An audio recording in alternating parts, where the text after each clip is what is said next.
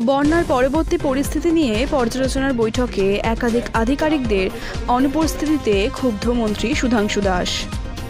আজ কৈলাসহর সার্কিট হাউসের কনফারেন্স হলে জেলা দুর্যোগ ব্যবস্থাপনার কর্তৃপক্ষের একটি পর্যালোচনা সভা অনুষ্ঠিত হয়।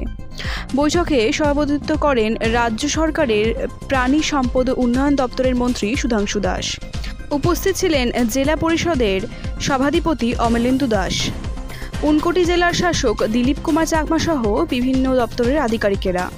মন্ত্রী সুধাংশু দাস জানিয়েছেন যে বৈঠকে জেলায় বন্যার ফলে ক্ষয়ক্ষতির পরিমাণ। আজকের বৈঠকের প্রাথমিক উদ্দেশ্য ছিল বন্যা কবলিত মানুষের জন্য সাহায্য ত্বরান্বিত করা, বন্যার ক্ষতিগ্রস্তদের ঘরবাড়ি পুনর্নির্মাণ এবং বন্যার কারণে যে সকল রাস্তা ক্ষতিগ্রস্ত হয়েছে সে সকল রাস্তার দ্রুত সংস্কারের উদ্যোগ নিয়ে সমস্যার সমাধান করা।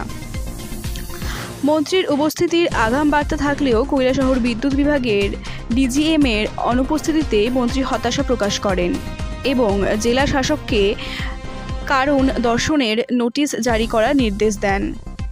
বিদ্যুৎ বিভাগের ডিজিএম-এর বিরুদ্ধে বিদ্যুৎ দপ্তরের মন্ত্রীর কাছে লিখিত অভিযোগ নিজে দায়ের করবেন বলেও বলেছেন মন্ত্রী সুধাংশু দাস। মন্ত্রী দাস আধিকারিকদের ভবিষ্যতের পর্যালোচনার সভার জন্য আরও ভালোভাবে প্রস্তুত হওয়ার জন্য সতর্ক করেছেন। তাদের অধ্যাবসায়ের অভাবের জন্য তীব্র সন্তোষ প্রকাশ করেছেন। আশ্চর্যজনকভাবে পরিলক্ষিত হয় যে মন্ত্রী সুধাংশু দাসের পর্যালোচনার আগাম বার্তা থাকা সত্ত্বেও কৈলাসহর মহকুমার অনেক আধিকারিক সার্কিট হাউসের কনফারেন্স হলে অনুপস্থিত ছিলেন, যা দেখে ক্ষুব্ধ হয়েছেন যুবমন্ত্রী সুধাংশু দাস। রাজনৈতিক আলোচকদের ধারণা বিভিন্ন আধিকারিকদের অনুপস্থিতির পেছনে রয়েছে অন্য কোনো কারণ। Bureau report, KCP live.